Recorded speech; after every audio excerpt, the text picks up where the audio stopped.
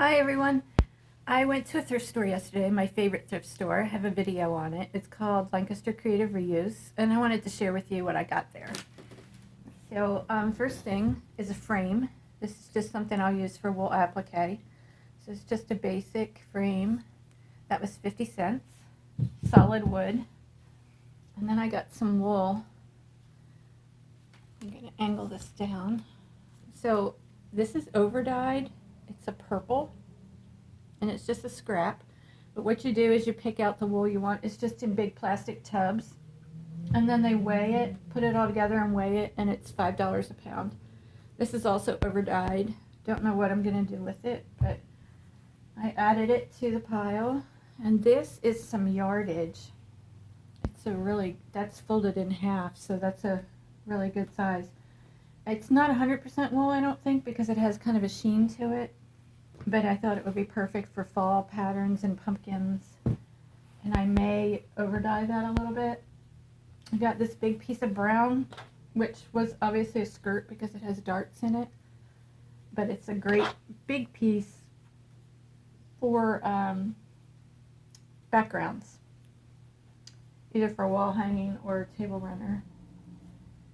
And this is sewed together. This is 100% wool, it looks like, and I'm not sure. The lighting here is really bad, but I think it's a dark brown. And then I got this gray because I am going to over dye this and try to make an antique black. And this is folded in half, so it's double what you're seeing here. It's probably 2 yards of fabric. So I was told that it's good to start with a dark gray, which that's not really, really dark, but to try to make black. This purple I got, I'm really not into purple at all. It looks like it's already over dyed, but I need to make it a softer muted color. So I have a mixture of what I've been using, and it's just a coffee stain with some walnut stain mixed in with it. And I'll show you something in a minute that I did with it. This piece was in there, which is mottled and has different colors. And this piece of red, which looks like perfect size for a small table runner. And that will be stained also. I don't like the bright colors. This is just a piece of black, which would make, you could make a piece there that's going to be framed, like actually that piece could go in there, so that's a good background. And then this is kind of a teal blue, and this is more of that wool that has like a little bit of a sheen to it, but it's not real shiny, so that's a good size piece. And just by coffee staining these, it really gives it a little bit of a mottled look. This is dark green, forest green. Again, it's a big piece. I was looking for pieces for backgrounds, not for the actual pieces in the design, but for background pieces. This is a navy blue. So it's odd cuts, but this piece right here would make a good background piece. And then this is kind of like a taupe color. And it's more of that blend. It must have been clothing that they cut up because it's got some seams here. So this store is all donations, so whoever had these donated. So I got this entire pile, all of this, for $17.50, which to me was a great deal. The frame was 50 cents. So this is some that I did in the coffee stain and walnut stain. I haven't ironed it yet, but this was a bright orange, so you can see that it's not showing exactly the color on camera that it is, but it really muted it down. And this is another piece.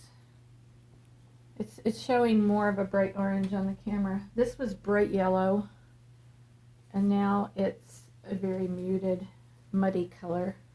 And you can see how it, hopefully you can see, it stained it a little bit, like it's all different shades. And then this is another one. I'm not sure if it's the shadows or the staining, but anyway, you can see that it took these bright colors and it made them more muted. This was a tan, and now it's still tan, but it's kind of a dirty tan, so that's more to my liking. So those are some examples of what I did. And then I got, the other day for the very first time, I used a backing on my wool applique because I'm doing, let me get it for you.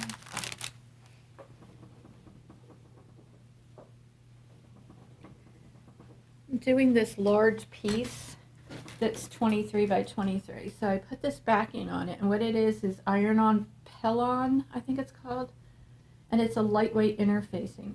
So that's gonna hold that steady for me. So I've got the barn stitch. This is what I did last night, and some of that, and then the row across the bottom is all stitched with a blanket stitch. So that's my work in progress.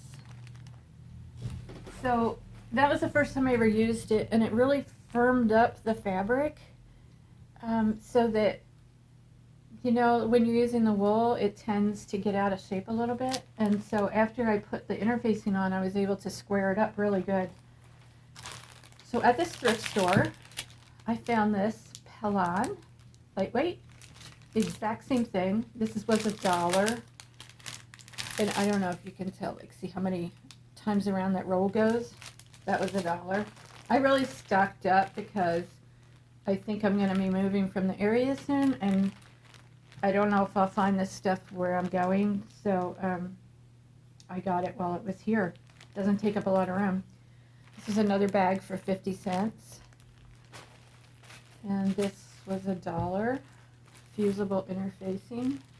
And this is all lightweight, and that's probably a couple yards in there.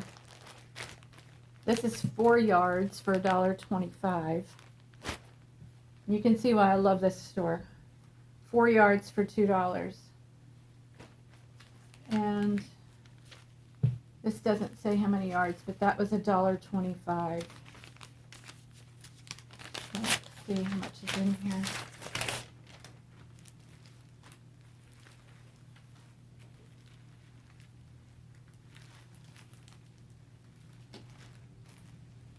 It just keeps folding and folding. Let me see. Okay, so that's probably, oh my gosh, like 3 yards for $1.25. And that is, let me show you, that's the name. Can you see that? There. Let me get it flat. There, that's what it is. So it works really good. I'll fold that up when I'm done at the backing. So here's what I'm going to do today. I'm going to take, I've done this before, I'm going to take all this wool, I'm going to put it in the washing machine in very hot water, and I'm going to put it all in there together and let it soak. And what happens is the colors will run into the other colors, and it'll make like a mottled look, maybe like this. Hopefully you can see that good. So it might come out like that. I don't really know what will happen. It's an experiment, but I'm willing to try it and see what happens. So I'm going to do that now. I'm going to soak these in hot water, and then I will put them out to dry, and we'll see what happens. It's going to be a mystery. Okay, talk to you later. I'll show you when these are done, what they look like. Bye. Okay, it's the next day. They've all pretty much dried, and I'm going to show you how they look. This is the orange that I soaked in the washing machine with the other colors, so it did tone it down a lot. And also because it's been washed and dried, it's a lot more fluffy, and the sheen is gone. So I'm not really sure what was blended with that, but it came out really, really nice. I like that so much better.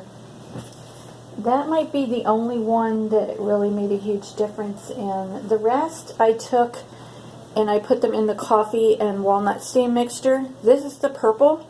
If you remember, that was really bright, and now, I know they're all wrinkled, they need to be ironed, but now it's a very muddy purple, and trying to get the lighting right.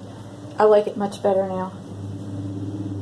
This is the brown, the tan, and with the coffee stain and the walnut, it really made it more mottled. It looks like it's hand dyed, and it's a lot darker now. So I like that one. I like them all, actually. They came out really good. This is the gray. I wish I had kept a piece of before I did all this so that I could compare. But this is the gray that was pretty light, and now it's a lot darker. It does look over dyed. It's got different shades in it now. So this is much better, more to my liking. The red got darker also, and it has different shades in it. So that's about it, guys. Everything came out good. I'm really happy with it, and now I can get to crafting with it. So I will see you next time. Put myself in here. See ya. Bye. Happy stitching.